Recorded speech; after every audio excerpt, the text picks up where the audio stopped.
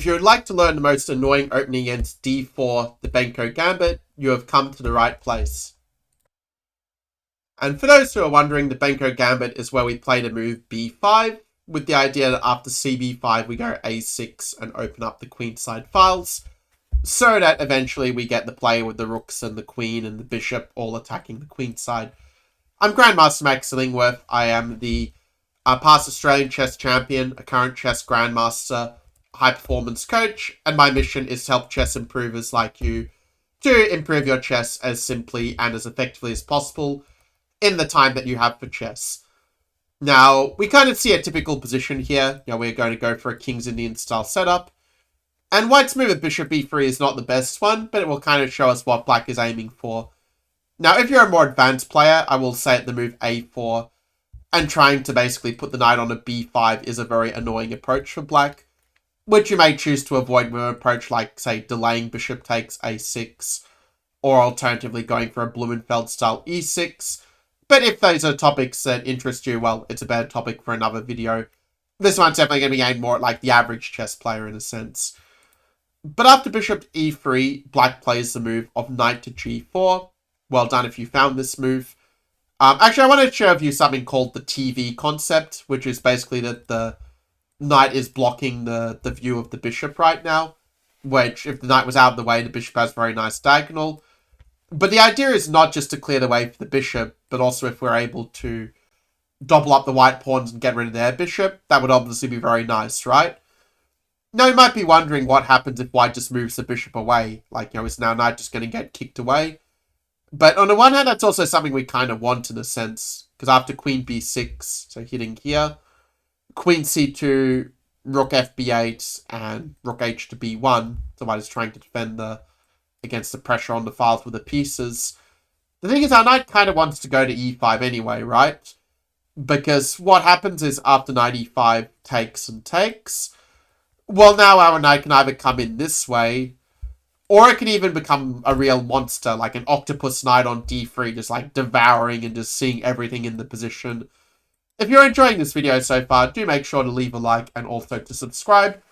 For those of you who are already subscribers, make sure to tap that notification bell and set the notifications to all, which will make sure you don't miss out on any of my valuable Grandmaster trainings on the channel.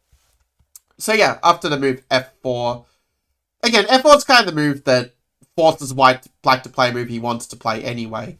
Like, before you make these attacking moves, you definitely want to think in terms of A, what is my opponent's most likely response?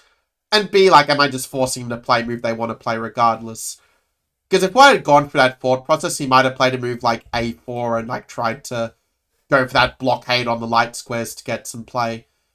Now, of course, it's true. We do have queen b3. Like, one thing with the Benko is that we really don't mind the queens coming off, because as the pieces get traded, it kind of becomes harder for White to properly defend their weak pawns on the queen side. It's a bit of a paradoxical thing about the Benko Gambit compared to some other gambits.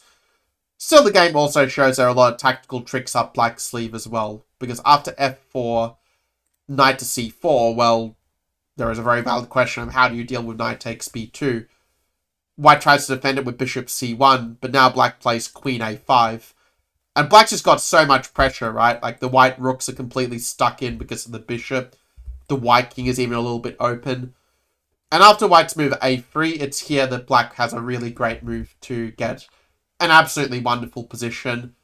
And you may like to pause the video at this point to see if you can find this move with Black to play. In fact, let me know down in the comments below, what is the move that you would play for Black in this position? It'd be nice to get a good little discussion going, see how your thought process compares to that of a chess grandmasters, as it were, without having to pay for coaching. So it turns out that, for those of you who are wondering, so maybe you're thinking of playing a move like knight takes b2, for example, which is still pretty good in this position, but I could play a move like e5 and like try to cut off the idea of like taking the knight, as it were. So it actually turns out to be more effective to play the move rook takes b2. I will say, to be fair, it is kind of close. Like, if you said knight b2, it does still kind of count. But rook b2 is kind of beautiful in that if they take with the rook, we can now actually play bishop takes c3. You don't want to play knight b2, because then bishop b2 and, their knight will be defended twice. So they're going to be up a piece there. But you can take with the bishop instead, and then you've got the skewer on the rook. So that if their rook moves away, well, then we can take, and, you know, they can only take one of our pieces at a time, right? But, you know, whichever one they take, like, we are going to, you know, be... Well, it's equal material, but our position's actually better here because they can't really line it up properly for a checkmate. Like, we can always block. And their pawns are also kind of weak as well. Like, their king is more open, and, you know, we can kind of use that to our advantage.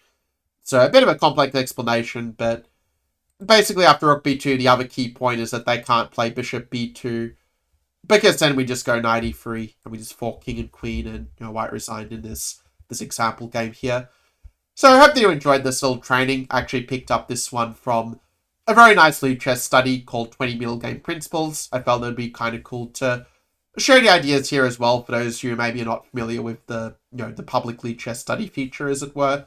But yeah, I hope that you enjoyed this training, and yeah, if you have any requests or anything you'd like me to cover in future videos, just let me know down below in the comments, and I will see you in the next training, you know, whether it's, you know, the suggested one you see here, or, you know, just looking at my channel. Whatever the case may be, yeah, I'll see you in the next one, and take care.